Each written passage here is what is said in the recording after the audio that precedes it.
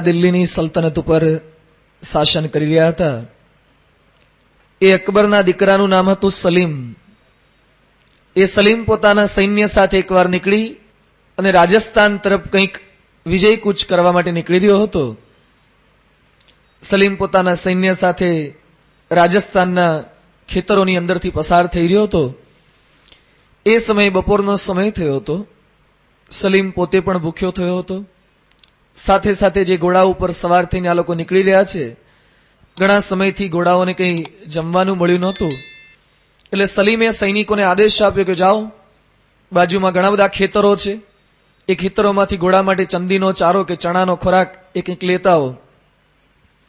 સૈનિકો બધા 4-5 સૈનિકો એ અકબરના પુત્ર સલીમના આદેશથી એ ઘોડાને ખવડાવી શકાય એવો ઘાસચારો એ ચણાના ખેતર જોયા એટલે ત્યાં લેવા માટે પોતે પધાર્યા. ખેતર જોયું, ફસલ ખૂબ સુંદર હતી, ઘણો બધો પાક એ દેખાતો હતો. એટલે સૈનિકો ત્યાં ગયા અને પાક લેવા જતા હતા. એ વખતે સામે ખેતરના કિનારા પાસે, ખેતરના શેઢા પાસે એક વૃદ્ધ પુરુષને ઝાડના તટે બેઠેલો જોયો.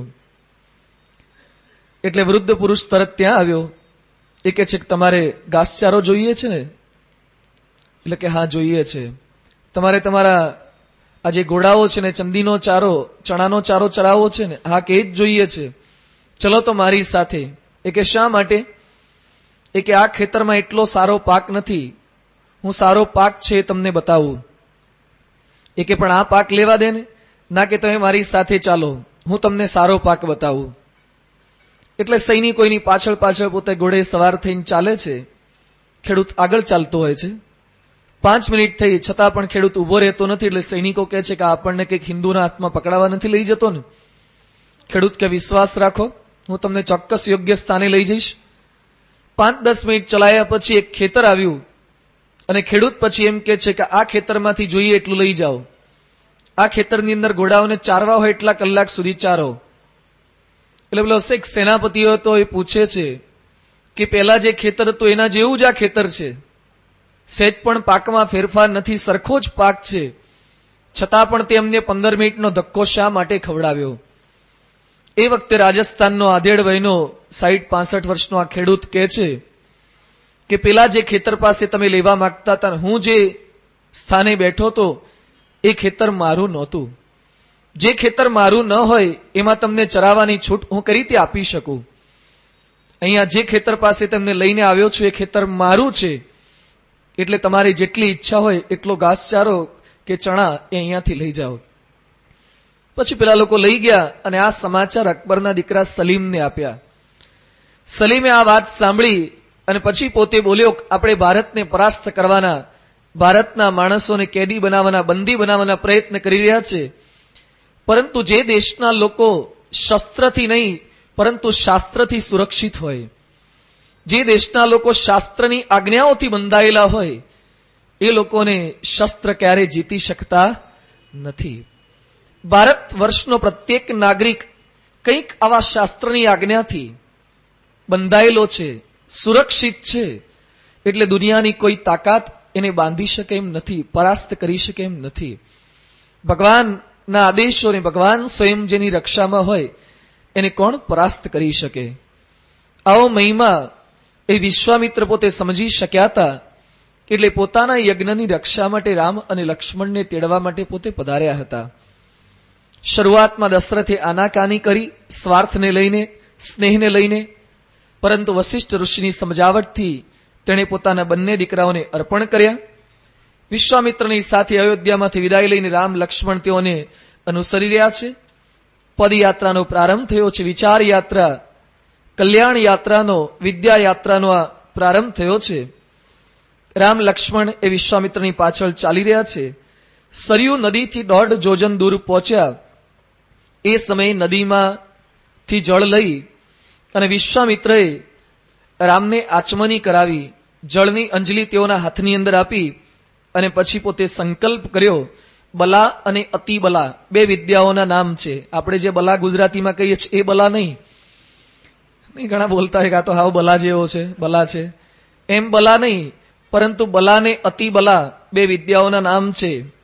એ વિદ્યાની વાત કરતા વિશ્વામિત્ર બંનેને વિદ્યા શીખવી રહ્યા છે. હવે વિદ્યા યાત્રાનો પ્રારંભ થયો છે અને વિશ્વામિત્ર ઋષિ એ બંને રાજકુમારોને કહે છે કે આ વિદ્યાનું તું ગ્રહણ કરીશ એટલે તને થાક નહીં લાગે, તને ક્યારે કોઈ રોગ નહીં આવે, તારા રૂપમાં કોઈ વિપરીતતા નહીં આવે, તું સૂતો હોઈશ કે વ્યાકુળ ચિત્ત હોઈશ છતાં પણ તને રાક્ષસો ક્યારે મારી શકશે નહીં. દશરથ ચિંતા કરતા હતા કે મારા દીકરા નાના છે ને રાક્ષસો મારી નાખશે, પણ ગુરુની સામર્થ્ય જાણતા નહોતા. હજુ તો રાક્ષસોનો ભેટો થાય એ પહેલા જ ગુરુએ આટલી સુંદર વિદ્યા શીખવી દીધી કે એને કોઈ મારી શકશે નહીં, એને કોઈ ક્યારેય રોગ નહીં આવે, ક્યારેય વ્યાકુળ ચિત્ત નહીં થાય, એને થાક નહીં લાગે. આ પ્રકારે વિદ્યા શીખવી પછી વિશ્વામિત્ર જે વાત કરે છે ખૂબ સુંદર વાત છે. વિશ્વામિત્ર કહે છે બલાચ અતિબલાચૈવ સર્વજ્ઞાનસ્ય માતરૌ. જેટલી કઈ વિદ્યાઓ છે વિદ્યાની માતા આ બલાને અતિબલા વિદ્યા છે. હું તમને શીખવી રહ્યો છું, પરંતુ એ વિદ્યા શા માટે શીખવાની છે? વિદ્યા ઘણા બધા સંપાદન તો કરે છે, પરંતુ વિદ્યા સંપાદન કરવાનું પોતાના મનની અંદર લક્ષ્ય ધ્યેય કઈ નિશ્ચિત હોવું જોઈએ. વિશ્વામિત્ર રામ અને લક્ષ્મણને દડાવે છે કે તમે જે વિદ્યા શીખો છો એ શેના માટે છે? એક તો તમારા કલ્યાણ માટે, તમારી પોતાની રક્ષા માટે, સાથે સાથે સર્વ લોકની રક્ષા માટે, લોકોના ઉત્કર્ષ માટે, આસુરી વૃત્તિના નાશ માટે. નહીં કે તમારા અહંકારને પોષણ મળે, નહીં કે તમે સારી વિદ્યા શીખી ગયા, શસ્ત્ર બળ આવી ગયું, લોકોને ડરાવતા ફરો, એના માટે આ વિદ્યા ગ્રહણ કરવાની નથી. કેવળ પોતાના સ્વાર્થ માટે નહીં, પરંતુ પરમાર્થ માટે, અનેકના કલ્યાણ માટે, સર્વજીવ હિતાવહ એ આપણી વિદ્યા હોવી જોઈએ. આજે લોકો વિદ્યા તો સંપાદન કરે છે, પરંતુ વિદ્યા સંપાદનનું લક્ષ્ય લોકોનું કેવું કેવું હોય છે. અમેરિકાની અંદર ઘણી સ્કૂલની અંદર યુનિવર્સિટીના પ્રવેશ દ્વાર પાસે એક બોર્ડ લગાવવામાં આવે છે, enter to learn and learn to સર્વ. આજે થોડોક આ શબ્દને સમજવાનો આપણે પ્રયત્ન કરીએ. રામ અને લક્ષ્મણ વિદ્યા સંપાદન કરે છે, એના મનમાં લક્ષ્ય કેવું હતું? આજે ઘણી બધી યુનિવર્સિટીઓ પણ આવી અપેક્ષા રાખે છે, એન્ટર ટુ લર્ન. તમે પ્રવેશ કરો એ શીખવા માટે, ભણવા માટે જ પ્રવેશ કરો. આજે ઘણી બધી સ્કૂલો કોલેજોની અંદર વિદ્યાર્થીઓ પ્રવેશ કરી રહ્યા છે, પણ શું આ લક્ષ્ય હોય છે ખરું? Enter to learn. પ્રવેશ તો ઘણા કરે છે, પરંતુ આ લક્ષ્ય નથી હોતું. જો ખરેખર ભણવા જવા માટે જ સ્કૂલમાં કે કોલેજમાં પ્રવેશ કરતા હોત તો રેગિંગના પ્રશ્ન ક્યારે થાય નહીં. વિદ્યાર્થીઓનું જાત જાતનું રેગિંગ કરવામાં આવે છે. MS યુનિવર્સિટીમાં અમે ભણતા હતા, ત્યાં 1 થી 100 સુધી ગાળો બોલવાની, એક પણ રિપીટ ન થવી જોઈએ. આવું રેગિંગ છોકરાઓ પાસે કરાવડાવે. શર્ટ કાઢવાનો અને પછી આપણે જ જાતે એને માચીસથી સળગાવવાનો. આપણો એક તો કોલેજમાં શરૂઆતમાં ગયા હોય, આપણો મનગમતો શર્ટ પહેરી ગયા હોય, એને પાછો સળગાઈ દેવાનો. આવું બધું જાત જાતનું રેગિંગ કરાવે. હાથની અંદર બોલ આપે, બોલ આપ્યા પછી કે તમે બોલિંગ કરો, એટલે આપણે બોલિંગ કરીએ. બોલિંગ કર્યા પછી બોલ છેક દૂર જતો હોય પછી બેટ આપે, જા દોડીને બોલની આગળ જઈને હવે શોટ તું જ માર, તું જ બેટ્સમેન, એટલે આપણે બોલને શોટ મારવાનો. શોટ માર્યા પછી કે તમે જ ફિલ્ડર, એટલે બેટ મૂકીને પાછું ફિલ્ડિંગ કરવાની. આવું બધું કલાકોના કલાકો સુધી કરાવે. એક દિવાસળીની સળી આપે, પછી કેટલાય 150-200 ફૂટ લાંબુ મેદાન હોય, એ કે મેદાનની લંબાઈ માપો, એટલે ખરા તડકાની અંદર માચીસની સળી મૂકતા જવાનું, એક એક ગણતા જવાનું. આ બધું જાત જાતનું રેગિંગ કરાવે વિદ્યાર્થીઓને. ગુજરાતમાં ઘણું ખરું ઓછું થઈ ગયું છે, આઉટ સ્ટેટમાં ઘણું ચાલે છે. હવે જો આ વિદ્યાર્થીના મનની અંદર લક્ષ્ય નિશ્ચિત હોત કે એન્ટર ટુ લર્ન, હું ભણવા માટે પ્રવેશ કરું છું, તો આવા ધંધા કર્યા હોત. આજે ઘણીવાર તો મેડિકલની અંદર પ્રવેશ પ્રાપ્ત કર્યા પછી પણ ભણવાનું લક્ષ્ય ન પણ હોઈ શકે. બીજે મેડિકલ કોલેજની અંદર 2 વર્ષ પહેલા પોલીસ મૂકવી પડી, ખૂન થઈ ગયું હતું. એક ડોક્ટરે બીજા ડોક્ટરનું ખૂન કર્યું, ભણનારા MBBSમાં ભણતા વિદ્યાર્થીએ. હવે જે વિદ્યાર્થીને MBBSમાં પ્રવેશ પ્રાપ્ત થયો હશે ને, લગભગ 85 થી 90% તો આવ્યા હશે ને, કેટલો બુદ્ધિશાળી હશે. છતાં પણ ભણવાનું લક્ષ્ય ન હોય એટલે જાત જાતનું બધું થાય છે. આજે સ્કૂલ કોલેજોની અંદર એન્ટર ટુ લર્ન એ સૂત્ર નથી રહ્યું, પરંતુ એન્ટર ટુ લવ શું થઈ ગયું છે? પ્રેમ કરવા પ્રવેશ તમે પ્રાપ્ત કરો, એન્ટર ટુ લવ. જાત જાતના ડે બધા ઉજવાઈ રહ્યા છે. વેલેન્ટાઇન ડે આવે છે, ડેનિમ ડે આવે, જીન્સ ડે આવે, જાત જાતના ડે છાપામાં તમે બધા વાંચતા હશો. આઉટરેજિયસ ડે આવે છે, ઓડ ડે. ઓડ ડે એટલે શું? સૌથી ઓડ કપડા જે પહેરીને જાય ને એને ઇનામ આપવાનું. ઓડ કપડા એટલે જબ્બો લેગો એવું સામાન્ય નહીં, ઓડમાં ઓડ. શર્ટ પહેર્યો એના ઉપર જે બંડી પહેરીને આવે, માથે હેલ્મેટ પહેરીને આવે, અથવા તો માથામાં એક બાજુ વાળ રખાવાના અને એક બાજુ ટાલ રખાવાની, આવું જે સૌથી વિચિત્ર પોતાનો પોશાક કે શરીર બનાવીને આવે, ઘણા બધા અમે ભણતા ત્યારે ફ્રેક્ચરના પાટા લગાઈને આવે, કશું વાગ્યું ના હોય, ખાલી પાટા લગાઈને આવવાનું. આખો દિવસ એક પેન્ટની બાય આખી લાંબી હોય અને બીજી બાજુ ખાલી ચડ્ડી હોય, એક બાજુ આખી બાય હોય અને ચડ્ડી હોય. આવું સૌથી ઓડ જેણે કપડાં પહેર્યા હોય એને પ્રિન્સિપાલ પાછા ઇનામ આપે. એન્ટર ટુ લવ, બસ જલસા કરવા, આનંદ કરવા પ્રવેશ પ્રાપ્ત કરે છે. ફ્રેન્ડશિપ ડે, ફ્રેશર ડે, હમણાંથી ફ્રેશર ડે નવા શરૂ થયા છે. કોલેજની અંદર જે નવી છોકરીઓ કે છોકરાઓ પ્રવેશ કરે ને એને સિનિયર ભેગા થઈને પાર્ટી આપે. Freshers day, fresher party. એની પાર્ટી પણ ક્યાં હોય?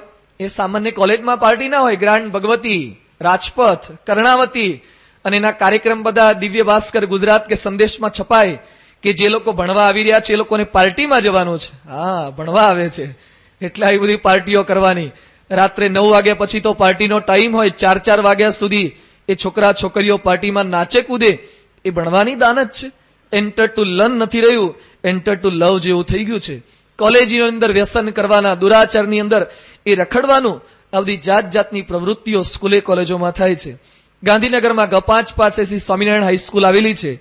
એમાં વર્ષો પહેલા 11મા ધોરણની અંદર એક છોકરો ભણતો હતો. 11મા ધોરણનો છોકરો શેના માટે પ્રવેશ કરે છે? એને ચાલુ ક્લાસની અંદર પછી ક્લાસ પૂરો થયો, રિસેસ પડી, પછી પોતાના હાથની અંદર બ્લેડ લીધી અને પછી એક છોકરીને કહે છે તું બોલ આઈ લવ યુ. પેલી છોકરી કે પણ પ્રેમ વગર શેનું બોલવું? પણ કે ના કે બોલ, નહીં તો મારો હાથ કાપી નાખું છું. હાથમાં બ્લેડ લીધી અને પછી પોતાના હાથ ઉપર એને નસ ઉપર કાપતો જાય, લોહી નીકળ્યું. એટલે છોકરી એકદમ જોઈ ન શકે, બીજા બધા ભેગા થઈ ગયા.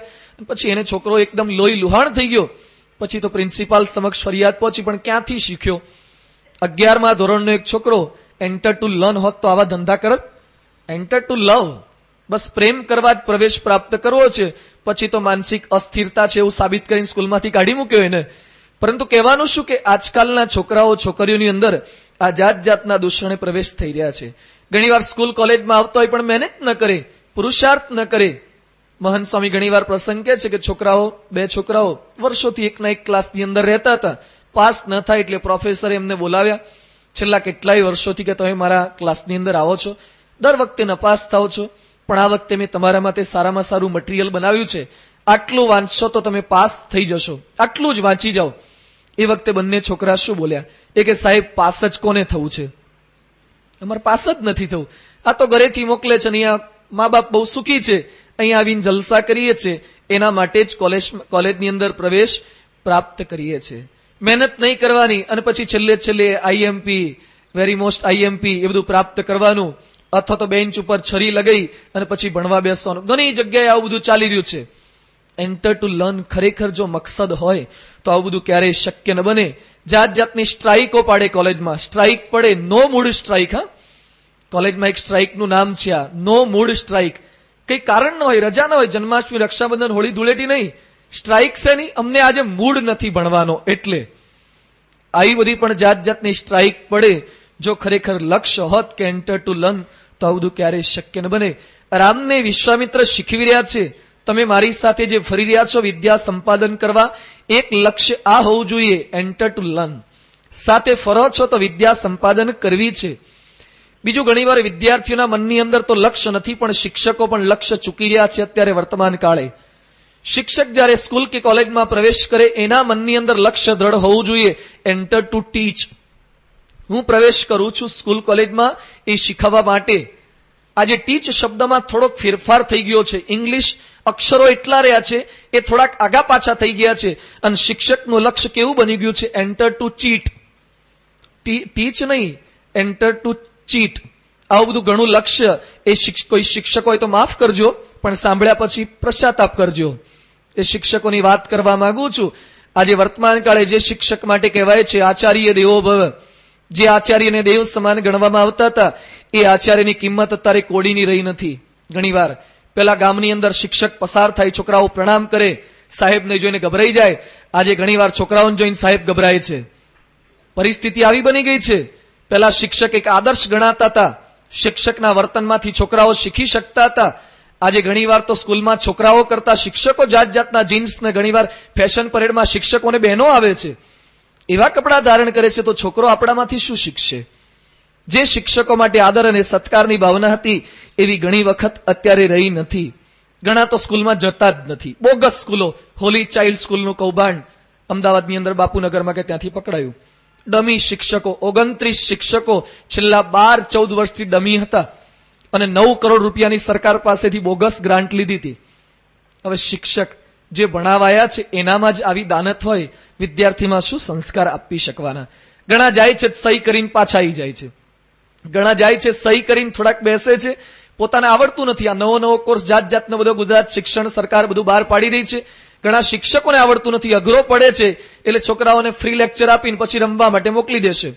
કાઠિયાવાડની અંદર સારંગપુર બાજુના ગામડામાં આપણે ત્યાં સ્કૂલ ખોલી છે સારંગપુરમાં. 8મા ધોરણમાં એડમિશન લેવા આવે, એનું ઇન્ટરવ્યુ લઈએ ત્યારે ગુજરાતીનું પાઠ્યપુસ્તક વંચાવીએ, ગુજરાતી વાંચી શકતા નથી. 8મા ધોરણમાં ભણતો છોકરો ગુજરાતી ન વાંચી શકે એમાં છોકરાનો તો દોષ છે, સાથે સાથે 1 થી 7ના તમામ શિક્ષકો પણ એટલા દોષિત છે. જે છોકરો તમારા હાથ નીચે 7 વર્ષથી પસાર થયો હોય એને તમે ગુજરાતી વાંચતા ન શીખવી શકો. પરંતુ શિક્ષકના મનની અંદર ઘણીવાર શીખવાની દાનત નથી હોતી. ટ્યુશન રાખે એને જ સારું શીખવાડે, પક્ષપાત કરે, ટ્યુશન ન રાખ્યું એને નપાસ કરે, ધમકી આપે, ફેલ કરવામાં આવે. જે શિક્ષકને આચાર્ય અને દેવ સમાન ઉપમા આપવામાં આવતી હતી એ શિક્ષકમાં શા માટે આવો સડો પ્રવેશ કરે છે? ગુજરાત સમાચારમાં એક લેખ આવ્યો હતો. એક શિક્ષક ભૂગોળનો પીરિયડ લેતા હતા અને ભૂગોળના પીરિયડની અંદર એક નકશો બતાવતા હતા. નકશો છોકરાઓ જોતા હતા, એની અંદર અચાનક કોઈક છોકરાથી સહી ઢોળાઈ ગઈ, પેનની અથવા કંઈક ખડીઓ હશે, સહી ઢોળાઈ ગઈ. એટલે છોકરાઓ અંદર ઝઘડ્યા. પેલો છોકરો કે તે સહી ઢોળી છે, પેલો કે ના તે ઢોળી છે. આ ઝઘડો શિક્ષક પાસે પહોંચ્યો અને બંને પરસ્પર શિક્ષકને કે સાહેબ મેં નથી ઢોળી, આને ઢોળી છે. શિક્ષક કે જેને ઢોળી હોય એને ઢોળી, પણ તાત્કાલિક આને થોડું સાફ થાય કરો અને એને વીંટો વાળી અને સ્ટાફ રૂમમાં મૂકી આવો. કોઈને ખબર ન પડી જોઈએ કે મારા પીરિયડમાં ઢોળાઈ. જેને ઢોળી હોય એને ઢોળી, પણ મારા પીરિયડમાં મારા લેક્ચરમાં ઢોળાઈ હોય એવી ખબર ન પડી જોઈએ. હવે શિક્ષકની આવી વૃત્તિ એ છોકરાઓમાં કેવા સંસ્કાર રેડી શકશે? ગ્વાલિયરની અંદર વિવેક કુલક્ષેત્ર નામનો છોકરો 7મા ધોરણમાં અભ્યાસ કરતો હતો. સાહેબે ચાલુ ક્લાસની અંદર ગણિતનો એક દાખલો બોર્ડ ઉપર લખ્યો અને છોકરાઓને કીધું જવાબ ગણો, તમે ક્લાસની અંદર ગણો. છોકરાઓએ પ્રયત્ન કર્યો, કોઈ ગણી ન શક્યા. એક જ છોકરો વિવેક કુલક્ષેત્ર 7મા ધોરણમાં ભણતો છોકરો, એને જવાબ ગણી બતાવ્યો.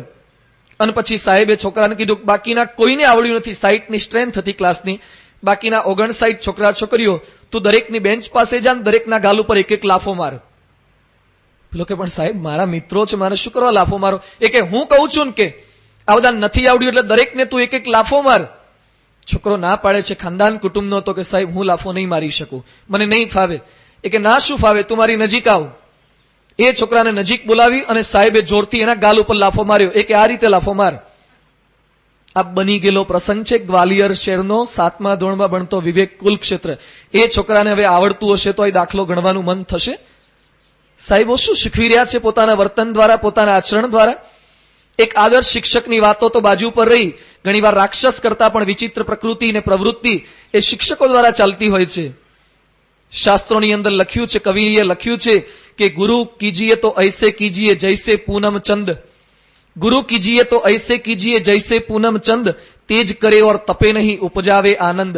તેજ કરે પણ તપી ના જાય એને શિક્ષક કહેવામાં આવે. ઉપજાવે આનંદ એ શિક્ષકનું લક્ષણ છે, પણ ઘણીવાર શિક્ષકોની અંદર આ ગુણ જોવા મળતા નથી.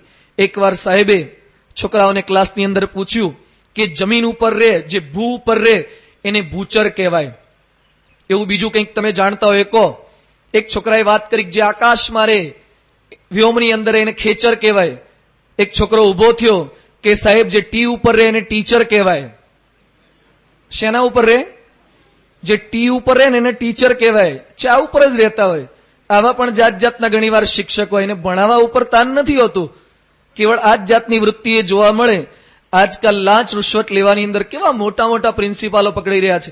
વડોદરાની અંદર જીવન પ્રકાશ વિદ્યાલયના આચાર્ય 3 વર્ષ પહેલા એક વિદ્યાર્થી લિવિંગ સર્ટિફિકેટ લેવાયો. હવે લિવિંગ સર્ટિફિકેટ કાઢી આપવું એ શિક્ષકની ક્લાર્કની ફરજ છે, એમાં કઈ ઉપકાર નથી કરતા. એ છોકરા પાસેથી 20 રૂપિયાની લાંચ માંગી અને છોકરો બુદ્ધિશાળી હતો. એ કે સાહેબ આવતીકાલે હું લેવા આવીશ, કારણ કે અત્યારે મારી પાસે પૈસા નથી, 20 રૂપિયા આવતીકાલે આપીશ.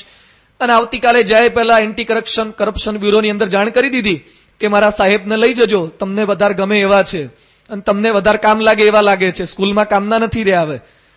અને ખરેખર છોકરો લાંચ આપવા ગયો અને ત્યાં જ એન્ટી કરપ્શનના માણસો આવી ગયા. 20 રૂપિયાની લાંચ લેતા જીવન પ્રકાશ વિદ્યાલયના આચાર્ય અરવિંદભાઈએ પકડાયા અને એને સસ્પેન્ડ કરવામાં આવ્યા. હવે આચાર્ય કક્ષાનો માણસ 20 રૂપિયાની અંદર પકડાય. હેમચંદ્રાચાર્ય યુનિવર્સિટી ઉત્તર ગુજરાતની એના ઉપકુલપતિ મનોજ ગોસ્વામી એ ગઈ સાલ જ 2000 રૂપિયાની લાંચ લેતા પકડાયા. એક વિદ્યાર્થીને બીએડ નું એડમિશન આપવું હતું, એ કે 2000 રૂપિયા તાર આપવા પડશે. મનોજ ગોસ્વામી હવે હેમચંદ્રાચાર્ય યુનિવર્સિટીનો ઉપકુલપતિ કક્ષાએ પહોંચેલો માણસ બીએડના છોકરા પાસેથી લાંચ શેની લેવાની? આપણે પણ શિક્ષક હોઈએ તો જાગૃત થઈએ. રામાયણ આ શીખવે છે. હું વિદ્યાર્થી હોઉં તો આદર્શ વિદ્યાર્થી બનું, હું શિક્ષક હોઉં તો આદર્શ શિક્ષક બનું. પરંતુ ઘણીવાર આપણું લક્ષ્ય એ ચૂકાઈ જાય છે, કર્તવ્યનિષ્ઠ આપણે રહી શકતા નથી. ક્રિકેટની મેચ હોય, ભારત પાકિસ્તાનની સ્કૂલમાં ટીવી ગોઠવાઈ જાય, સાહેબો રેડિયા લઈને ગોઠવાઈ જાય, ભણાવવાની વાત બાજુ પર રહે, પરંતુ કર્તવ્યનિષ્ઠ શિક્ષક કોને કહેવાય? બંગાળની અંદર પંડિત ગંગાધર શાસ્ત્રી થયા, આદર્શ શિક્ષક. એના છોકરાનું નામ ઢુંડીરાજ હતું. એના ક્લાસની અંદર જ અભ્યાસ કરતો હતો. એ વખતે તો પીરિયડની પ્રથા નહોતી, આજથી વર્ષો પહેલાનો આ પ્રસંગ છે. એક જ સાહેબ 5 કલાક સુધી ભણાવ્યા કરે, બધા વિષય પોતે ભણાવી શકતા હતા, માહેર હોય એટલા બધા. અને એક દિવસ ક્લાસની અંદર શિક્ષક ભણાવતા હતા. એ વખતે વચ્ચે કંઈક રિસેસ જેવું હશે, એટલે કોઈક છોકરાએ બૂમ પાડી કે ઢુંડીરાજ ક્યાં ગયો? ઢુંડીરાજ દેખાતો નથી, શિક્ષકના છોકરાનું નામ. એ વખતે સાહેબ પોતે બોલ્યા કે મિત્રો, ઢુંડીરાજ એટલે દૂર પહોંચી ગયો છે, એ હવે પાછો નહીં આવી શકે. એ કે સાહેબ શું કહેવા માંગો છો? એક મારો પુત્ર ઢુંડીરાજ મૃત્યુ પામ્યો છે, એ તમારી બૂમ નહીં સાંભળી શકે. એ કે સાહેબ ક્યારે મૃત્યુ પામ્યો? એ કે આજે સવારે 7 વાગે, 11 વાગ્યાની સ્કૂલ હતી. એ કે 7 વાગે મૃત્યુ પામ્યો. સાહેબે 3 પીરિયડ તો લઈ લીધા છે. છોકરાઓ કે સાહેબ તમારો દીકરો મૃત્યુ પામ્યો છતાં પણ તો અહીં ભણાવવા આવો છો? એક મારો દીકરો એ મારી કૌટુંબિક બાબત છે, પરંતુ મારે ભણાવવું એ મારી વ્યક્તિગત ફરજ છે. મારા કુટુંબના પ્રશ્નોને લઈને મારી ફરજ હું ક્યારેય ચૂકી ન શકું.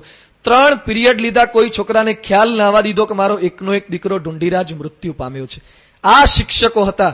જ્યારે અત્યારે ભારત પાકિસ્તાનની મેચ હોય, ક્લાસમાં ફ્રી પીરિયડ આપી દે, લેક્ચર છોડી દે, એ શિક્ષકનું લક્ષણ ન હોય. પોતાનો પુત્ર મૃત્યુ પામી જાય છતાં પણ ભણાવે. અમેરિકામાં એક પ્રોફેસર થયા, પ્રોફેસર રેઇન વોટર એનું નામ હતું. એને નોબેલ પ્રાઇઝ મળ્યું. એના ઘરે પેલા લોકો તાર લઈને જાણ કરવા આવ્યા કે તમને નોબેલ પ્રાઇઝ મળ્યું છે. એ વખતે પણ નોબેલ પ્રાઇઝ લઈ સમાચાર લઈ લીધા અને હરખ ગેલા બની જવાય. અને એ તો સાયકલ લઈ નીકળ્યા. પેલા એ પૂછ્યું ક્યાં જાઓ છો? એ કે કોલેજમાં ભણાવવા. નોબેલ પ્રાઇઝ મળે એ દિવસે પણ એક પણ પીરિયડ છોડે નહીં. એવા શિક્ષક, એવા પ્રોફેસર, એવા આચાર્ય, એ આદર્શ શિક્ષક કહી શકાય. એટલે રામાયણમાંથી વિશ્વામિત્ર એવા શિક્ષક હતા.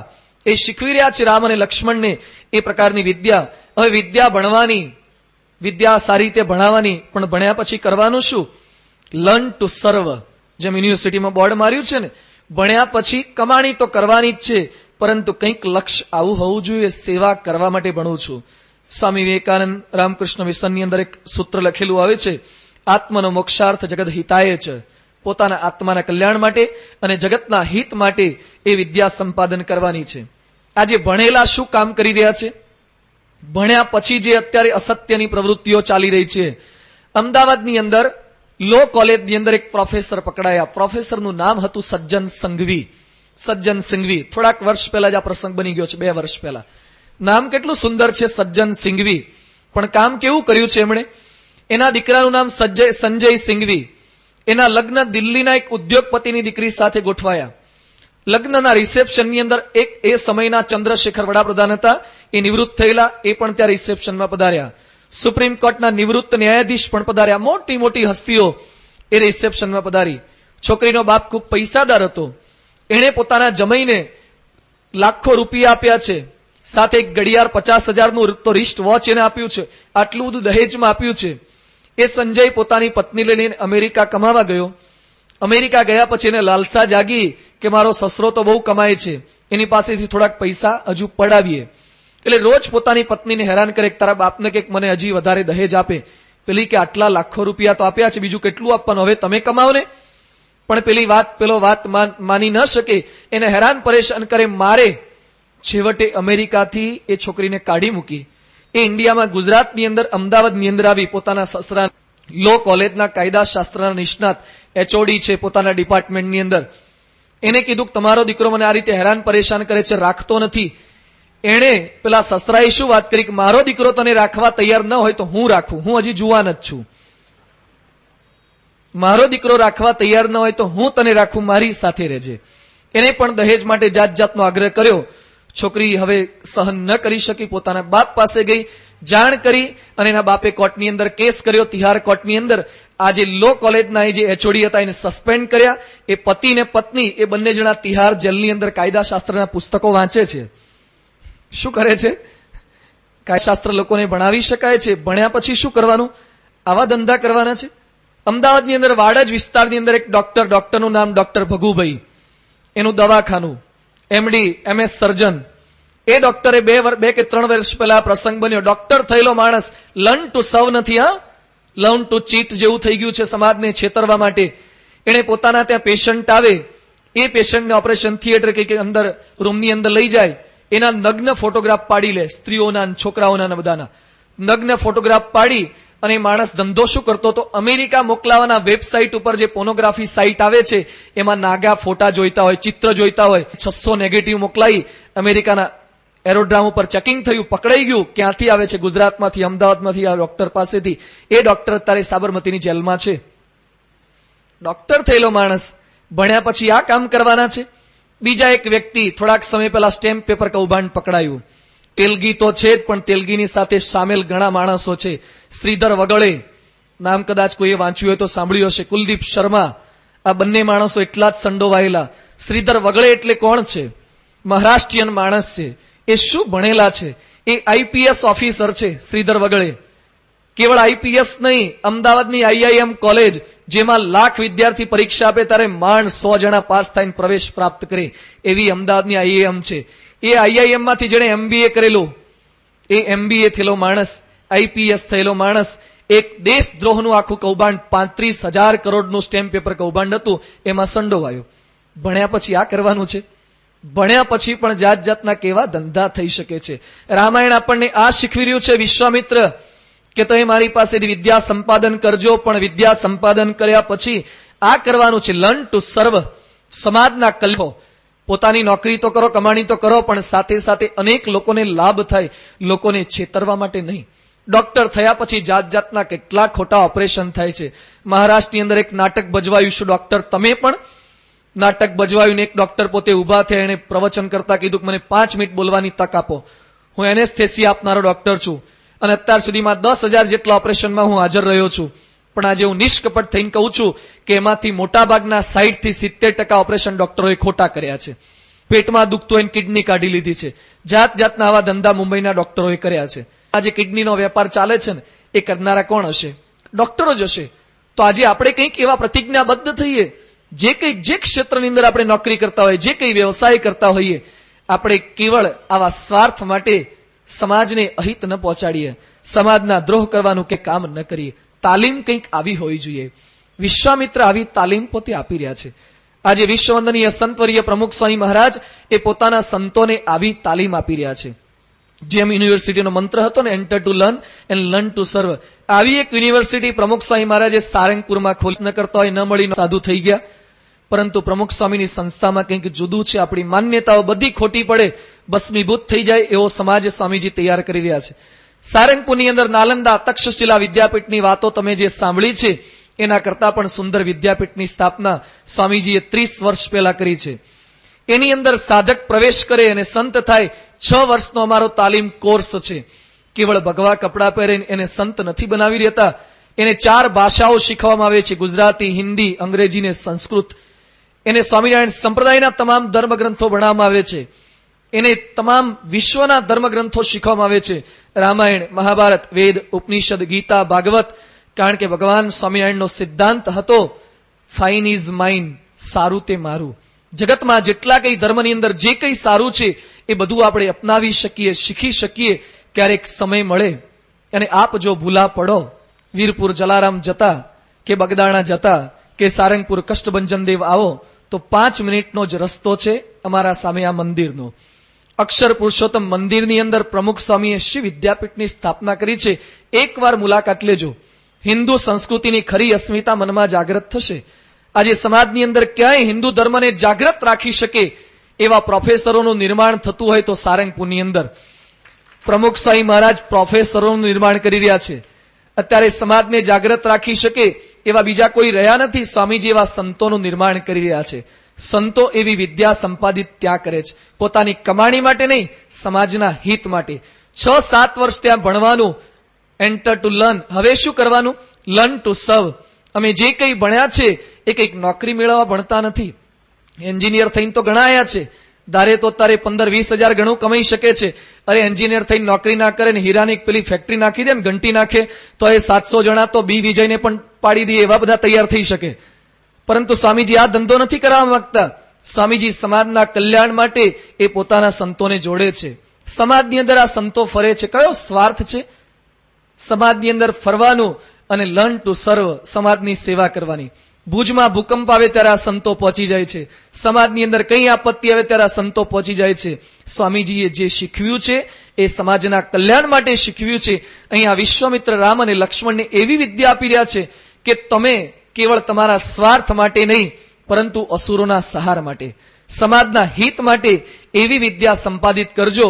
એ પ્રમાણે બલા અને અતિબલા એ બે વિદ્યા તેઓને શીખવી છે. પછી આગળ ચાલતા જઈ રહ્યા છે. રસ્તામાં ઘોર વન આવે છે. બિહામણા અવાજ એક સાથે સંભળાવા લાગ્યા. એટલે રામે પૂછ્યું કે ગુરુજી, આ અવાજ શેના સંભળાઈ રહ્યા છે? એ વખતે વિશ્વામિત્ર પોતે કહે છે કે વૃત્રાસુરના વધ પછી ઇન્દ્રએ પવિત્ર થવા માટે અહીંયા સ્નાન કર્યું હતું, શુદ્ધ થયો હતો. ઋષિઓએ તેને મંત્રથી પવિત્ર કર્યો. તેનું પાપ આ જમીન ઉપર ભેગું થયું છે, એટલે આ ભૂમિ મલિન થઈ. એ વખતે ઇન્દ્રે આ ભૂમિને ફળદ્રુપતાનું વરદાન આપ્યું હતું. અને તાડકા નામની યક્ષિણીએ આ સુંદરતાની અંદર પોતે પ્રવેશ કર્યો હતો. સુકેતુ નામના યક્ષની પોતે પુત્રી હતી. એની પાસે 10,000 હાથીનું બળ હતું. એક સ્ત્રીની અંદર 10,000 હાથીનું બળ હતું. તેના પતિનું નામ સુંદ હતું. એના પુત્રનું નામ મારીચ હતું.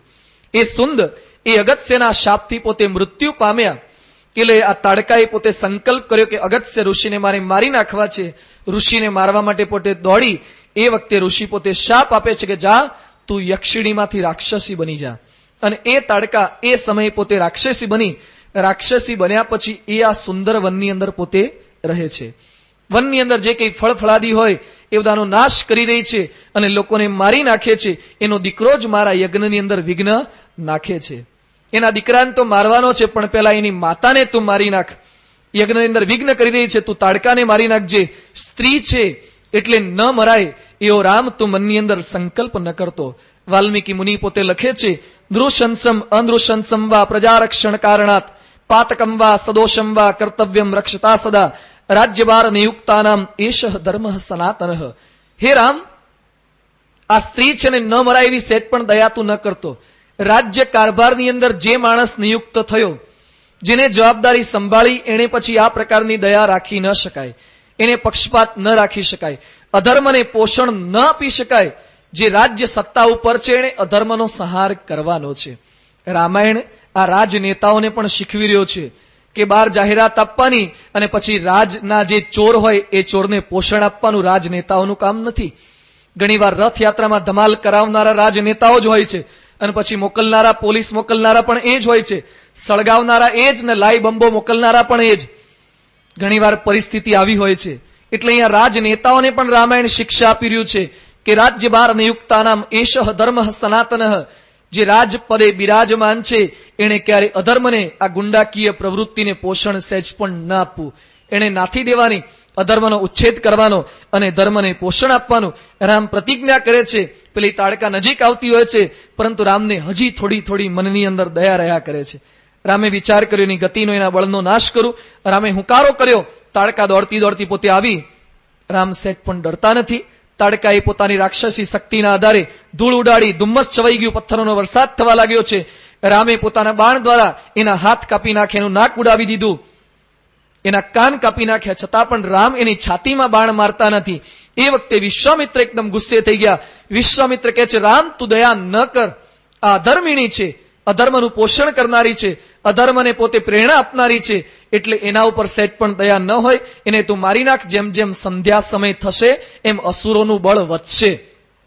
સંધ્યા સમયે અસુરોનું બળ વધે છે, એટલે સૂર્યાસ્ત સમયે સુવાનો શાસ્ત્રોની અંદર નિષેધ કરવામાં આવ્યો છે. એ સમયે દીવાબત્તી આરતીનો પ્રભાવ એ વિશેષ ગણવાની અંદર આવ્યો છે, એટલે તો એને મારી નાખ. અને પછી ગુરુજીની આજ્ઞાથી રામે એક બાણ છોડ્યું, એની છાતીની અંદર માર્યું અને તાડકા ત્યાં ઢળી પડી. રામે પોતાના જીવનની અંદર સૌથી પહેલો કોઈ અસુર માર્યો હોય, સૌથી પહેલી આસુરી શક્તિનો નાશ કર્યો હોય તો આ તાડકા છે. રામે હવે કાર્યનો પ્રારંભ કરી દીધો છે અસુરના સંહારનો. એક હી બાન પ્રાણ હરી લીના, દિન જાની તે નિજ પદ દીના. તુલસીદાસ લખે છે કે એક જ બાણથી રામે તાડકાનો વધ કરી નાખ્યો, પણ સાથે સાથે ભગવાનની કરુણા જણાવતા લખે છે, એક હી બાન પ્રાણ હરી લીના, દીન જાની તે નિજ પદ દીના. ભગવાને પોતાના ધામની અંદર એને ગતિ કરાવી. ભગવાનની કરુણા તો જુઓ, ભગવાન કેવા કરુણાવાળા છે, કેવા દયાળુ છે. જે હેરાન કરનારી હતી એને માર્યા પછી હવે વેરભાવ ટળી ગયો છે, એને પોતાના ધામની અંદર ગતિ આપ્યા પછી રામ એ પોતાના ગુરુ સાથે આગળ વધી રહ્યા છે. બીજા દિવસે વિશ્વામિત્રની સાથે ચાલતા ચાલતા જતા હતા, ત્યાં રસ્તાની અંદર વિશ્વામિત્ર રામને બેસાડે છે અને બીજી કેટલીક વિદ્યાઓ પોતે શીખવી રહ્યા છે. રામને ધર્મચક્ર, કાલચક્ર, વિષ્ણુચક્ર, નારાયણ અસ્ત્ર, વિલાપન, પ્રસ્થાપન, અનેક અસ્ત્ર ને શસ્ત્ર એ ચલાવતા શીખવ્યા. અને પછી વિશ્વામિત્ર રામને કહે છે કે ચલાવતા તો મેં તને શીખવ્યા છે, પણ પાછા વાળતા પણ શીખવા પડશે. ઘણી વાર છોડતા આવડે ને પાછા વાળતા ના આવડે તો પણ પ્રશ્ન થાય. સાચા ગુરુનું લક્ષણ આ છે, વિદ્યા કઈ રીતે વાપરવી એ પણ સાથે સાથે એ શીખવાનું હોય છે. રામને એ પ્રમાણે શીખ્યું પછી રામ એ પોતાના ગુરુ સમક્ષ હાથ જોડીને પ્રાર્થના કરે છે, હે ગુરુજી, આપે મને ઘણું બધું શીખવ્યું છે, પણ હું આપને પ્રાર્થના કરું છું, માનસા કાર્ય કાલેશુ સહાયમ મેં કરીશ્યથ, કે જે કંઈ તમે મને શીખવ્યું છે એ મારા મનની અંદર યાદ રહે ને સમય પડે પાછું કામ લાગે. ઘણી વાર ગુરુજીએ ઘણું શીખવ્યું હોય પણ વિદ્યાર્થીઓના તમામના સરખા ટકા કેમ આવતા નથી? કારણ કે બધું યાદ રહેતું નથી. રામ એ પ્રકારે પ્રાર્થના કરે છે. ઐતરેય ઉપનિષદની અંદર પણ ઋષિઓ એ પોતે પ્રાર્થના કરે છે, શ્રુતમ મે મા પ્રહાસિત અનેન અધિતેન અહોરાત્રાન સંદધામી. ઘણી બધી યુનિવર્સિટીનો લોગો છે.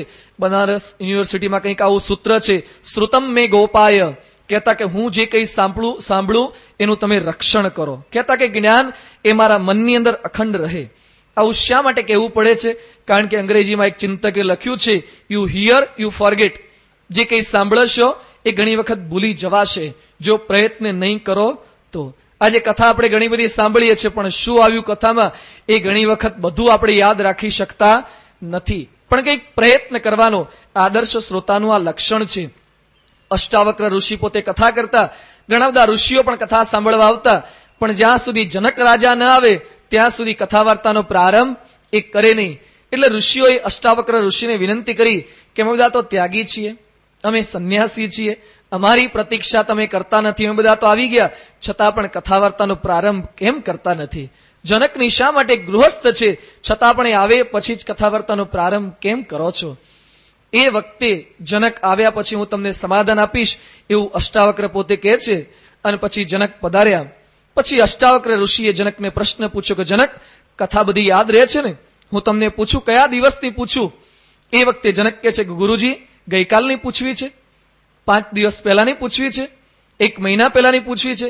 કહો કયા દિવસની કથા તમને કહી બતાવું. આજે રામાયણની કથાનો આ 18મો દિવસ છે. આમાંથી એક વ્યક્તિ કહી શકે કે કાલની કથા પૂછવી છે, 15 દિવસ પહેલાની કથા પૂછવી છે, 18 દિવસ પહેલાની પ્રથમ દિવસની કથા પૂછવી છે? બહુ ભારે છે. પણ જનક એ કરી શકતા હતા. ઋષિ મુનિઓનો ગર્વ ગળી ગયો કે સાંભળવા તો બેઠા છીએ પરંતુ આપણે કંઈ યાદ રાખતા નથી. ઘણી વાર ઘણા કથા સાંભળીને જતા હોય ને રસ્તામાં ગોષ્ઠી કરે કે પેલા સ્વામી કથા કરે છે, રામાયણમાં કેટલે પહોંચ્યા, એ કે જવાનું એ આપણે કેટલે પહોંચ્યા એ આપણે યાદ રાખવાનું. એ તો એ યાદ રાખે કે આપણે શું યાદ રાખવાનું? એને ખબર નહીં હોય કાલે કથા કરવાની છે તો કેટલે પહોંચ્યા. ભાઈ મને તો ખબર જ છે, પણ તમે થોડું થોડું યાદ રાખજો ક્યાંથી શરૂ કરવી. એ ભેગું આપણે પણ મનની અંદર સ્મૃતિ રાખવાની છે. એટલે કથાનું શ્રવણ કરવાનું. કંઈક યાદ રહે તો સમયે કામ લાગે. પ્રમુખ સાંઈ મહારાજ ઘણીવાર કહે છે, ખપમાં આવે તે જ્ઞાન. જ્ઞાન એટલે શું? સાંભળી જઈએ, હું બોલી જાઉં, એ જ્ઞાની માણસનું લક્ષણ નથી. એને સમયે કામ લાગે એ જ્ઞાનનું લક્ષણ છે. એટલે આ પ્રમાણે રામજીએ પોતાના ગુરુ સમક્ષ પ્રાર્થના કરી. બીજા દિવસે વિશ્વામિત્રના આશ્રમની અંદર પહોંચ્યા. જ્યાં વામનનો જન્મ થયો તો વામન ભગવાન પ્રગટ થયા હતા, એ સિદ્ધાશ્રમ એનું નામ છે. ત્યાં વિશ્વામિત્ર પોતે રહેતા હતા.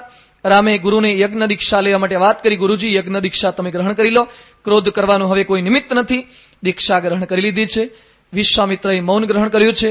6 દિવસ સુધી રામ અને લક્ષ્મણ એ પોતે દિવસ રાત્રિ સતત ચોકી મારે છે, જાગ્રત રહીને ચોકી કરે છે. 6 દિવસ સુધી કોઈ અસુર ના આવ્યો, રાક્ષસ ના આવ્યો, અને 6ઠા દિવસે મારીચ અને સુબાહુ એ બૂમો પાડતા ગર્જના કરતા કરતા ત્યાં પધાર્યા.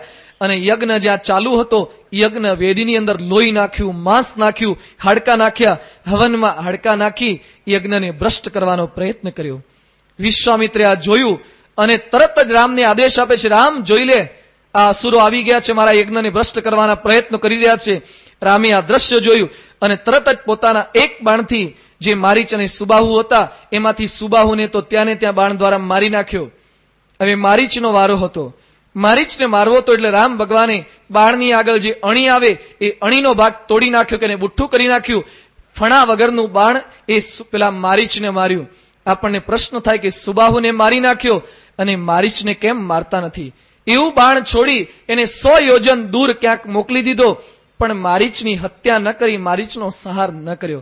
કારણ કે રામ જાણતા હતા કે આગળ આનો થોડોક ઉપયોગ કરવાનો છે, આગળ આની પાસેથી કંઈક કામ કરવાનું છે. જે સુવર્ણ મૃગ બનવાનું છે એ મારીચને બનાવવાનો છે.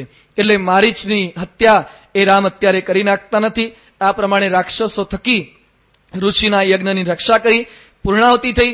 ઋષિ ખૂબ જ પ્રસન્ન થયા કે મારો યજ્ઞ છેલ્લા કેટલાય સમયથી નિર્વિઘ્નપણે થતો નહોતો, આપની કૃપાથી તમે 2 જણા અહીંયા પધારે રાજકુમારો, એટલે મારો યજ્ઞ એ નિર્વિઘ્ને પૂર્ણ થયો છે. હું તમારા પર ખૂબ પ્રસન્ન થયો છું. વાલ્મીકી મુનિએ, તુલસીદાસે આ યજ્ઞની વાતો કરી અને પછી પોતે ચિંતન મનન આપતા કહે છે કે જેમ વિશ્વામિત્ર એક યજ્ઞ કરી રહ્યા હતા, એમાં અસુરો વિઘ્ન નાખતા હતા, એમ આપણે બધા પણ એક યજ્ઞ કરી રહ્યા છે. આમાંથી દરેકના ઘરે તો યજ્ઞ ન હોય. સાઉથ ઇન્ડિયામાં કેટલાક માણસો જે બ્રાહ્મણો હોય, એ અગ્નિહોત્રી બ્રાહ્મણ હોય, પોતાના ઘરમાં સતત યજ્ઞ ચાલુ હોય. આમાંથી આપણા કોઈના ઘરે યજ્ઞ તો ચાલુ ન હોય. પરંતુ કવિઓ, ઋષિઓ, કથાકારો કહે છે કે આપણે પણ એક યજ્ઞ કરી રહ્યા છે. એ છે જીવન યજ્ઞ. આપણું જીવન પણ એક યજ્ઞ છે. આપણે જે કંઈ કર્મ કરીએ છીએ, ગીતામાં લખ્યું છે, યદ કરોશી યદ અસ્નાસી, જે કંઈ કરે છે ને જીવનને તું કર્મની યજ્ઞ બનાવે. કર્મ યજ્ઞ, એ કર્મ, આપણા પ્રત્યેક કર્મ એ ભગવાન અને સંત સુધી પહોંચે, આપણે પહોંચાડવાનો પ્રયત્ન કરીએ છીએ. પણ આપણા યજ્ઞની અંદર, જીવન યજ્ઞની અંદર પણ કેટલાક અસુરો એ હાડકા નાખી રહ્યા છે. મારીચ અને સુબાહુ જેવા, મારીચ એટલે મનને લોભાવે એવા અસુરો, સુબાહુ એટલે સારી રીતે પકડમાં, સુબાહુ જેના મજબૂત બાહુ છે ને પકડમાં લઈ લે એવા અસુરો. મારીચ મનને લોભાવે એવા અસુરો શું છે? બજારું, ખાણી પીણી, ટીવી. મારીચ મનને લોભાવે એવા, એ આપણને બરાબર મનને લોભાવી દે છે. સુબાહુ સારી રીતે પકડમાં લે છે. આ વ્યસનો સુબાહુ છે. આમ બીડીને કોઈ હાથ પગ નથી, પણ કોણ જાણે એના હાથ એવા પાવરફુલ છે ને ગુટકાની પડીકીઓના, એ બરાબર દરેકને પકડમાં લઈ લે છે. જીવન યજ્ઞને બગાડે છે. જીવન યજ્ઞની અંદર જે કંઈ આહુતિ આપીઓ છીએ એ આહુતિ પરમાત્મા સુધી પહોંચવા દેતા નથી. હવે આવશ્યકતા જેમ વિશ્વામિત્રને, રામ અને લક્ષ્મણની પડી, એમ આપણે શું આવશ્યકતા નથી લાગતી એવા ભગવાન અને સંતની, જે આપણા યજ્ઞને પરમાત્મા સુધી પહોંચાડે? આપણા દરેકના જીવનની અંદર, યજ્ઞની અંદર આવા વ્યસન, દૂષણ રૂપી અશુદ્ધિ એ અસુરો નાખી રહ્યા છે. એ વખતે પ્રમુખ સ્વામી મહારાજ જેવા સંત એ રામ અને લક્ષ્મણને સ્થાને એ અનેકના જીવન યજ્ઞ પોતે સુધારી રહ્યા છે. એને વ્યસન મુકાવે છે, એનું જીવન દુરાચારથી પોતે મુક્ત કરે છે. અનેકના યજ્ઞ, જીવન યજ્ઞ તેઓએ સુધાર્યા છે, અનેકના ઘર પવિત્ર કર્યા. આજે પ્રમુખ સ્વામી મહારાજ 84 વર્ષે પણ ગામો ગામ, દેશ વિદેશમાં વિચરણ કરે છે. શાના માટે? સ્વામીજી રામ લક્ષ્મણની જેમ વિચરણ કરી અનેકના જીવન યજ્ઞની અંદર જે અશુદ્ધિ ભળતી હોય છે, એ અશુદ્ધિ નાખનારા અસુરો થકી એ પોતે રક્ષા કરે છે.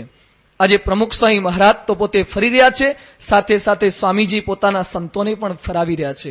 આગળ વાત કરી, સંતો ભણ્યા પછી આ કામ કરે છે. આજે મંદિરની અંદર આટલા સંતો તો રહે છે, પણ ગામો ગામ પ્રમુખ સ્વામી મહારાજના સંતો ફરે છે. આ સંતો ન ફરે તો પણ ભગવાનની દયાથી મંદિરમાં ભગવાન પૂરતું તો જમવાનું મળી જ જાય છે. ખાઈ પીને અહીંયા જલસા ન કરે, છતાં પણ સ્વામીજીએ આદેશ આપ્યો છે ગામો ગામ, ઘરોઘર આપણા સંતોએ ફરવું. શાના માટે? પ્રમુખ સ્વામી મહારાજે આદેશ આપ્યો કે સમાજમાં દરેક વ્યક્તિ આવો એક યજ્ઞ કરી રહી છે. એના યજ્ઞની અંદર દૂષણો, ટીવી રૂપી, વ્યભિચાર રૂપી, દુરાચાર રૂપી, ભ્રષ્ટાચાર રૂપી, દહેજ રૂપી આ દૂષણો દરેક વ્યક્તિના મનની અંદર, ઘરની અંદર, કુટુંબમાં પ્રવેશ કરે છે. એ દૂષણો થકી આપણી જાતે આપણે પવિત્ર નહીં થઈ શકીએ.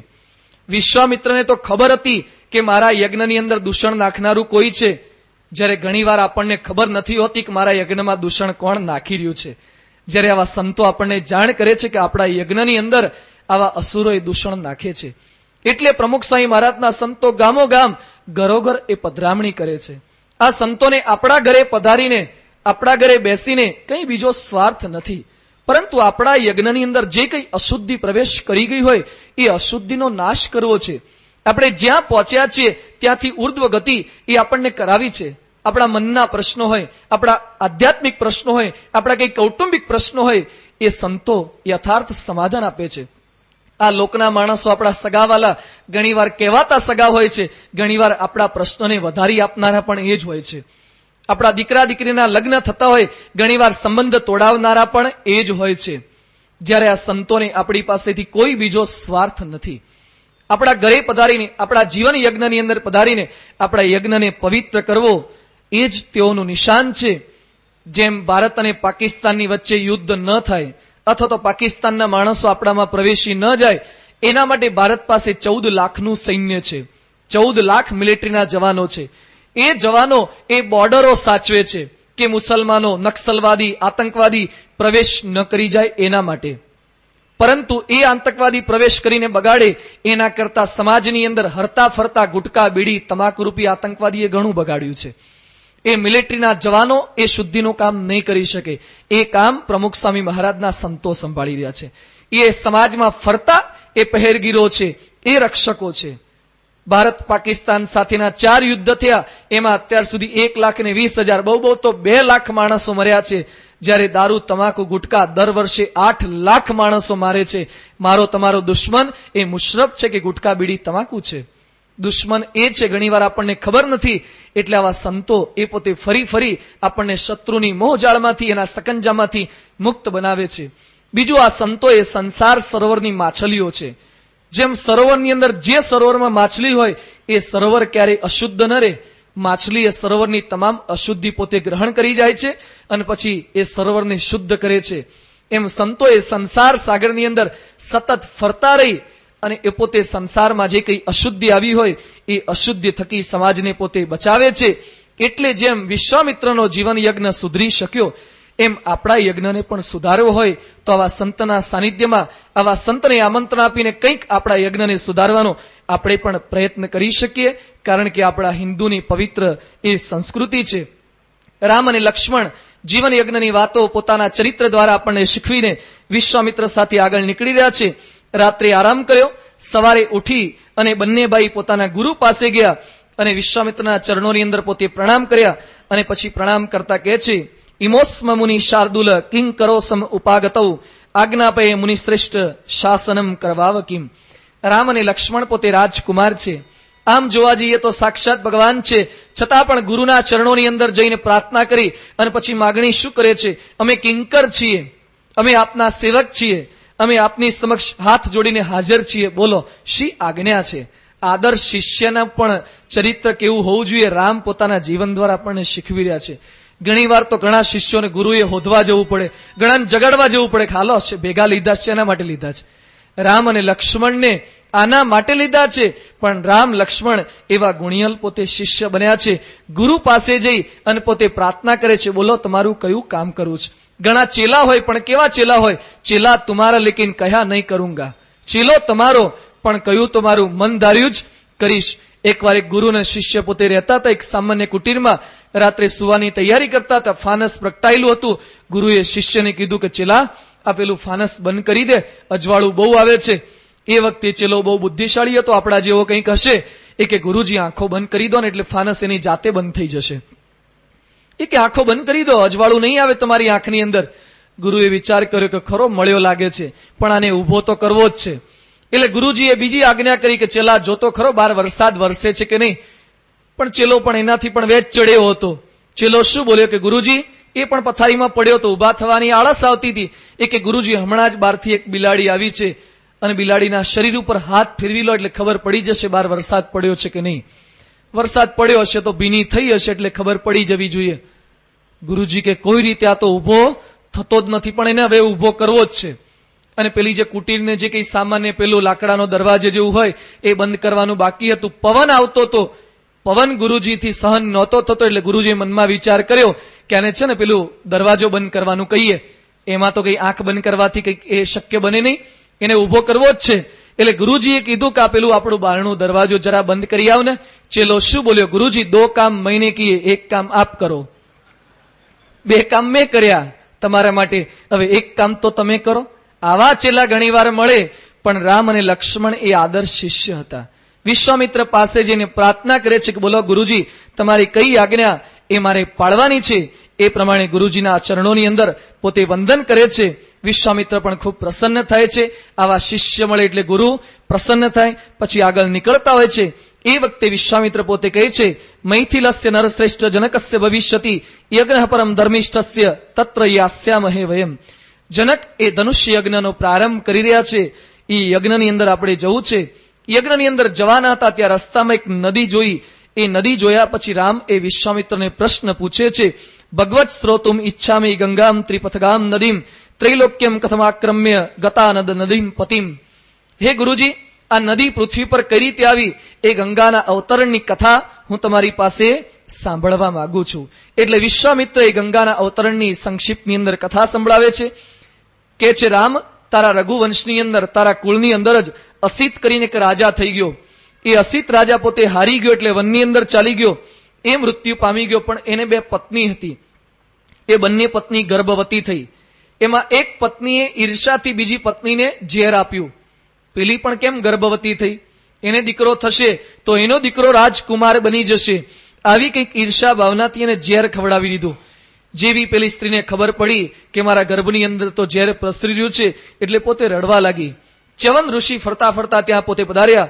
ઋષિ સમક્ષ પ્રાર્થના કરી. ઋષિ કહે છે, આશીર્વાદ આપું છું, હું કંઈક દવા આપું છું, તને વાંધો નહીં આવે.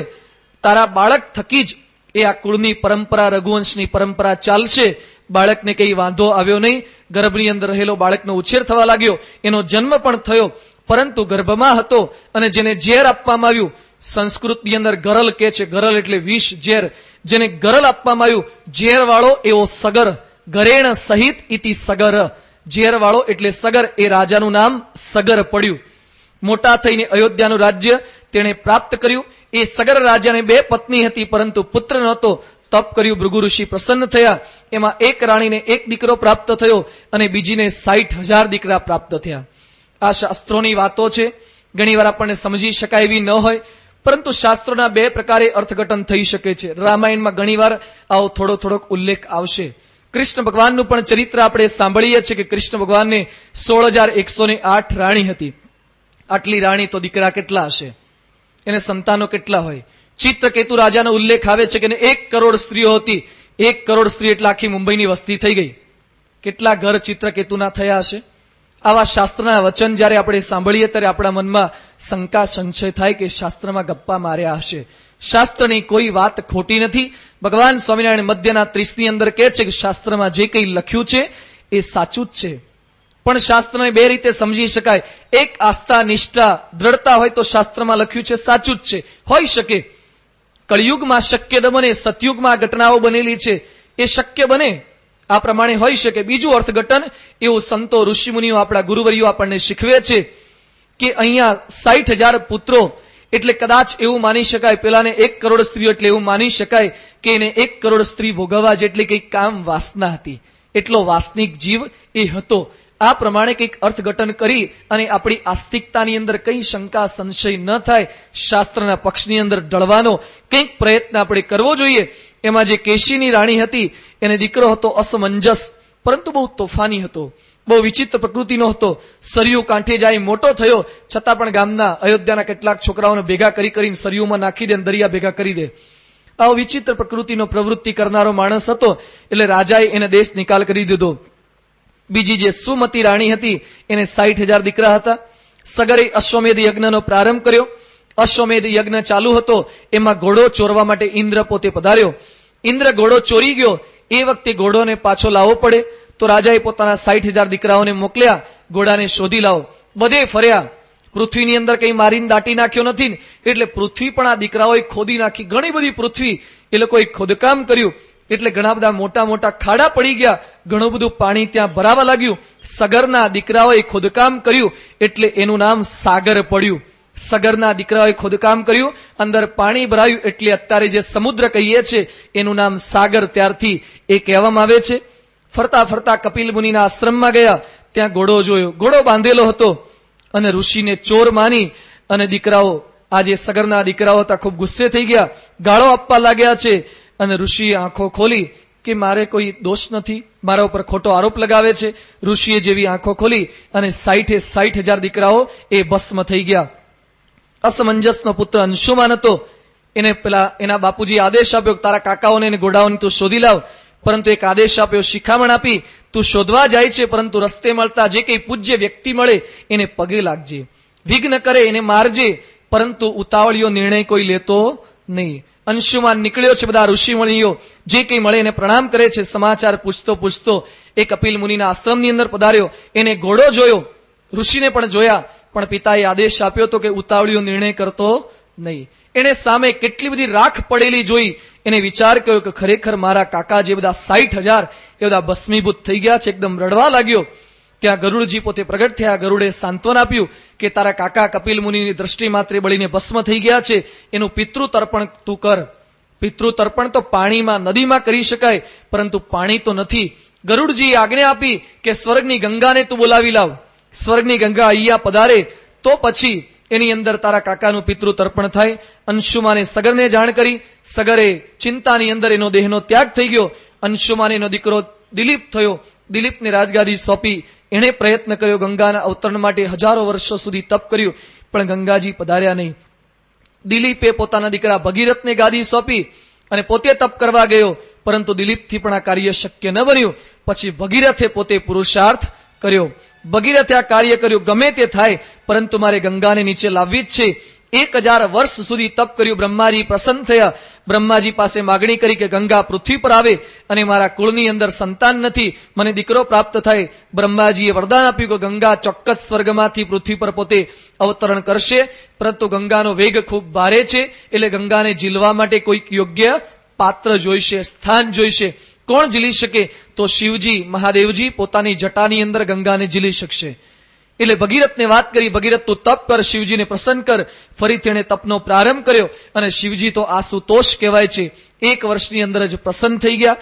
શિવજીને કહે છે ગંગા અવતરણ કરવાની છે, એટલે તમારી જટાની અંદર તમે ઝીલી લેજો. શિવજી પોતે સહમત થયા. પણ ગંગાને હવે એક પ્રશ્ન થયો, હું પૃથ્વી પર પધારું તો ખરી, પણ સ્વર્ગની અંદર તો મારામાં કોઈ પાપ પ્રજાળતું નથી. પૃથ્વી પર તો કેટલા બધા પાપી માણસો હોય છે, એ મારામાં પાપ પોતાના દોષે, પણ મારા પાપ હું કોનામાં ધોઈશ? ગંગાનો આવો પ્રશ્ન હતો. એ વખતે ભગીરથ કહે છે, સાધવોને આસીન શાંતા બ્રહ્મિષ્ટાલોક પાવનાહ, જેવા સત્પુરુષ એ તારાની અંદર એક પગ બોળશે, ચરણ પખાળશે, એટલે તારા બધા પાપ એ ધોઈ જશે. ગંગા નીચે અવતરવા માટે પોતે તૈયાર થઈ છે, સહમત થઈ. પણ ગંગાને ગર્વ થયો, માન આવ્યું, હું એટલા જોરથી પડું કે શિવજીને પાતાળમાં નાખી દઉં. ગંગાને પણ ગર્વ આવ્યો, અહંકાર આવી ગયો કે જોરથી પડવું છે, બરાબર વેગથી, કે શિવજીને પણ પાતાળમાં લઈને પાતાળમાં સીધા ઘૂસી જવું. એણે આ સંકલ્પ કર્યો. શિવજી પોતે જાણી ગયા કે ગંગાને પોતાના બળનું અભિમાન આવ્યું છે. શિવજીએ જેવી ગંગા પોતે એમની જટાની અંદર પડી અને શિવજીએ જટા બાંધી દીધી, ગંગાને અંદર ફિટ કરી દીધી. ગંગા અંદર મૂંઝવણ થાય, અંદર સફોકેશન થવા લાગ્યું. અંદર આ જટાની અંદર બરાબર ફિટ કરી નાખી છે. ગંગા ગમે તેટલા નીકળવાના પ્રયત્ન કર્યા, આ તો શિવની જટા હતી, એની અંદરથી નીકળવું પોતાના કોઈ પ્રયત્નથી ગંગા પોતે નીકળી શકતી નથી. ભગીરથ શિવજીને પ્રાર્થના કરે છે કે દયાળુ કૃપા કરો, મહેરબાની કરીને મારા બાપ દાદાઓનું તર્પણ થાય, એના માટે આટલા વર્ષો સુધી તપ કર્યું, ગંગા નીચે આવતી તેને માફ કરો અને હવે તમે છોડો.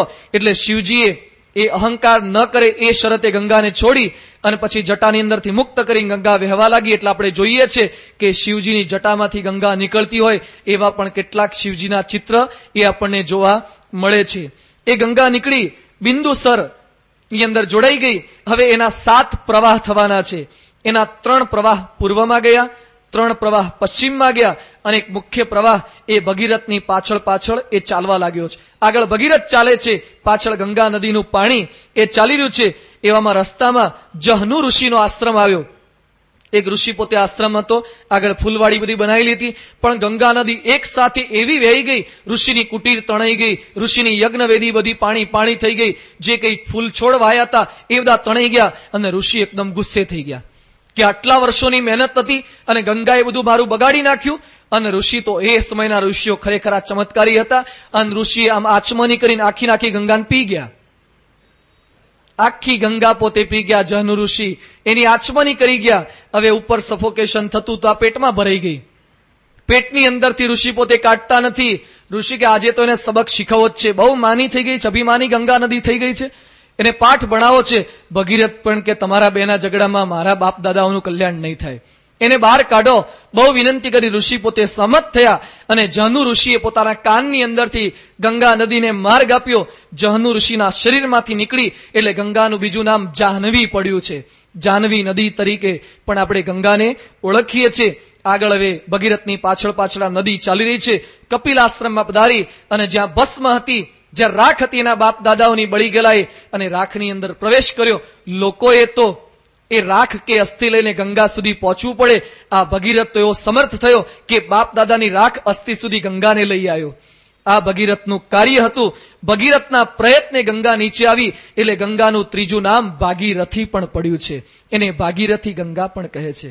ભગીરથે આ કાર્ય કર્યું, ભગીરથે આવો પુરુષાર્થ કર્યો. એટલે શાસ્ત્રોમાં કોઈ ભારે પુરુષાર્થ કરે એટલે એને કહે છે ભગીરથ પુરુષાર્થ કર્યો છે. ભગીરથના નામ પરથી એ પુરુષાર્થ કહેવાય છે.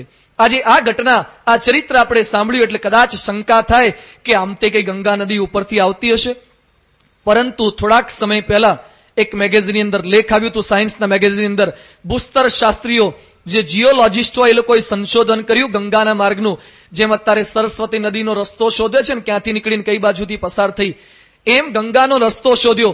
પીએચડી થયેલા ઘણા બધા પ્રોફેસરોએ સંશોધન કર્યું ગંગાના માર્ગ ઉપર. તો ગંગાનું પાણી હિમાલય તરફથી આગળ વધતું આવે છે. તો ગંગા આ તરફ આગળ વધે છે અને પછી સમુદ્રને મળે છે. તો વચ્ચે ઘણા બધા પર્વતો આવતા હતા. જો પર્વતો કોઈ વ્યક્તિએ તોડ્યા હોય તો જ ગંગા નદી આગળ વધી શકે. અને ગંગા ઘણા પર્વતોની વચ્ચેથી પસાર થાય છે. એનું સંશોધન કર્યું, નિરીક્ષણ કર્યું તો ખબર પડ્યું કે ગંગાના પ્રવાહથી આ પર્વતો તૂટ્યા નથી. કેટલાક માણસોએ કોશ, કોદાળી, પાવડા દ્વારા આ પર્વતોની અંદર કાણા પાડ્યા છે. એટલે ગંગા નદીનો માર્ગ કોઈક વ્યક્તિઓ દ્વારા બનાવવામાં આવ્યો છે. એટલે બીજું અર્થઘટન એમ કરી શકાય કે હિમાલયમાં ગંગા વહેતી હશે, પણ જેમ નદીનો માર્ગ બદલી શકાય છે પ્રયત્નો દ્વારા, એમ ભગીરથે પોતાના પુરુષાર્થ દ્વારા આખી ગંગાનો રસ્તો બદલી, એનો રૂટ આખો બદલી અને પોતાના બાપ દાદાઓનું કલ્યાણ થાય એ રીતે આખું કાર્ય કર્યું. એટલે ભગીરથ એક કુશળ એન્જિનિયર પણ હતો. આવું કાર્ય કરી શકે એવો બુદ્ધિશાળી માણસ હતો. આવો સુંદર ગંગાનો અવતરણની કથા એ રામ અને લક્ષ્મણને એ વિશ્વામિત્ર મુનિએ સંભળાવી. હવે આગળ નીકળી રહ્યા છે. આશ્રમ એક દીખ મગમાહી, ખગ મૃગ જીવ જંતુ તહા નાહી. એક આશ્રમ જોયો, આશ્રમમાં એકદમ એકાંત છે, કોઈ પક્ષુ પક્ષી પણ જોવા મળતું નથી. એટલે રામ અને લક્ષ્મણે પ્રશ્ન પૂછ્યો કે ગુરુજી, આશ્રમ કેમ નિર્જન છે? આશ્રમમાં કેમ એક પણ વ્યક્તિ નથી, પશુ પક્ષી પણ નથી? એ વખતે વિશ્વામિત્ર મુનિએ જે જવાબ આપે છે, આશ્રમ નિર્જન કેમ છે, એની કેટલીક વાતો, રહસ્યની વાતો આપણે